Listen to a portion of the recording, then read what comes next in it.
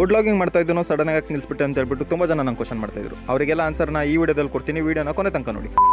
Street food ಅದರಲ್ಲೂ non veg ಅಂದ್ರೆ ನನಗೆ ತುಂಬಾನೇ ಇಷ್ಟ. 2022 ಅಲ್ಲಿ ಫುಡ್ ಲಾಗಿಂಗ್ ಸ್ಟಾರ್ಟ್ ಮಾಡಬೇಕು ಅಂತ ಹೇಳ್ಬಿಟ್ಟು ಡೈಲಿ ಹೊರಗೆ ಹೋಗ್ಬಿಟ್ಟು ಊಟ ಮಾಡ್ತಿದ್ದೆ. ಕಮ್ಮಿ ದುಡ್ಡಲ್ಲಿ ಒಳ್ಳೆ ಟೇಸ್ಟ್ ಎಲ್ಲೆಲ್ಲಿ ಕೊಡ್ತಿದ್ರು ಅಲ್ಲೆಲ್ಲ ಹೋಗ್ಬಿಟ್ಟು ಅವರಿಗೆ ಗೊತ್ತಾಗ್ದಂಗೆ ವಿಡಿಯೋ ಮಾಡಿಬಿಟ್ಟು ಪೋಸ್ಟ್ ಮಾಡ್ತಾ ಇದ್ದೆ. ಅವಾಗ ನನಗಿದ್ದು ಬರೀ 1,000 ಫಾಲೋವರ್ಸ್ ಅಲ್ಲೇ ನಾನು 1 ಮಿಲಿಯನ್ ತನಕ ವ್ಯೂಸ್ ರೀಚ್ ಮಾಡ್ತಿದ್ದೆ. ವ್ಯೂಸ್ ಏನೋ ಚೆನ್ನಾಗಿ ಬರ್ತಿತ್ತು, ಬಟ್ ಫಾಲೋ ಮಾತ್ರ ಯಾರು ಮಾಡ್ತಾ ಇರಲಿಲ್ಲ. ಒಂದ್ ಕಡೆ ಕೈಯಲ್ಲಿ ಇದ್ದಿದ್ದು ದುಡ್ಡು ಖಾಲಿ ಆಗ್ತಿದೆ, ಅದರಿಂದ ಫಾಲೋವರ್ಸ್ ಕೂಡ ಬರ್ತಿಲ್ಲ. ಮತ್ತೆ ಡೈಲಿ ಹೊರಗಡೆ ತಿಂತಾ ಇದ್ರಿಂದ ಹೊಟ್ಟೆ ಕೂಡ ಹಾಳಾಗಕ್ಕೆ ಸ್ಟಾರ್ಟ್ ಆಗಿತ್ತು. ಗ್ಯಾಸ್ಟ್ರಿಕ್, ಅಸಿಡಿಟಿ, ಇನ್ನ ಹೊಟ್ಟೆ ರಿಲೇಟೆಡ್ ಏನೇನು ಪ್ರಾಬ್ಲಮ್ಸ್ ಇದೆ ಎಲ್ಲನೂ ಬರಕ್ಕೆ ಸ್ಟಾರ್ಟ್ ಆಯಿತು. ಒಂದಿನ ಬ್ಲಡ್ ಟೆಸ್ಟ್ ಮಾಡ್ಬಿಟ್ಟು ಅದು ರಿಪೋರ್ಟ್ ನೋಡಿದಾಗ ನನಗೆ ಗೊತ್ತಾಗಿದ್ದ ವಿಷಯ ಏನಂದ್ರೆ ನನ್ನ ಬಾಡಿಯಲ್ಲಿ ಬ್ಯಾಡ್ ಕೊಲೆಸ್ಟ್ರಾಲ್ ಲೆವೆಲ್ ತುಂಬಾನೇ ಜಾಸ್ತಿ ಆಗಿದೆ. ಈ ಬ್ಯಾಡ್ ಕೊಲೆಸ್ಟ್ರಾಲ್ ಎಲ್ಲಿಂದ ಬರುತ್ತೆ ಅಂತ ಬಿಟ್ಟು ಡಾಕ್ಟರ್ ಕೇಳಿದಾಗ ಅವ್ರು ಹೇಳಿದ್ರು, ಬೆಂಗಳೂರಲ್ಲಿ 90% ಸ್ಟ್ರೀಟ್ ಫುಡ್ ಮತ್ತೆ ಹೋಟೆಲ್ಸ್ ನವರು ಯೂಸ್ ಮಾಡ್ತಿರೋದು ಪಾಮ್ ಆಯಿಲ್ ನ. ಈ ಪಾಮ್ ಆಯಿಲ್ ಮಾಡಿರೋ ಅಡುಗೆ ತಿಂದ್ರೆ ಕೊಲೆಸ್ಟ್ರಾಲ್ ಲೆವೆಲ್ ಜಾಸ್ತಿ ಆಗೋದಲ್ಲದೆ ಹಾರ್ಟ್ ಅಟ್ಯಾಕ್ ಕೂಡ ಆಗೋ ಚಾನ್ಸಸ್ ಇರುತ್ತೆ. ಸೊ ನಾ ಮಾಡೋ ವಿಡಿಯೋಗಳಿಂದ 4 ಜನಕ್ಕೆ ಒಳ್ಳೇದಾಗಿದ್ರು ಅಡ್ಡಿಲ್ಲ, ಕೆಟ್ಟದಾಗದ್ ಬೇಡ ಅಂತ ಹೇಳ್ಬಿಟ್ಟು ಫುಡ್ ಲಾಗಿಂಗ್ ನಿಲ್ಲಿಸ್ಬಿಟ್ಟೆ. ಇನ್ನು ಈ ತರ ಇಂಜಿನಿಯರ್ ಮಾಡಿರೋ ಅಡುಗೆ ತಿಂದ್ರೆ ನಿಂತಿದ್ದ ಜಾಗದಲ್ಲಿ ಸತ್ತೋಗೋ ಚಾನ್ಸಸ್ ಜಾಸ್ತಿ ಇರುತ್ತೆ. ಸೊ ಆದಷ್ಟು ಹೊರಗಡೆ ಫುಡ್ ನ ಅವಾಯ್ಡ್ ಮಾಡಿ ಹೆಲ್ತಿ ಫುಡ್ ತಿನ್ನಿ. ಹೋಯ್ ಬತ್ತ ಮರ.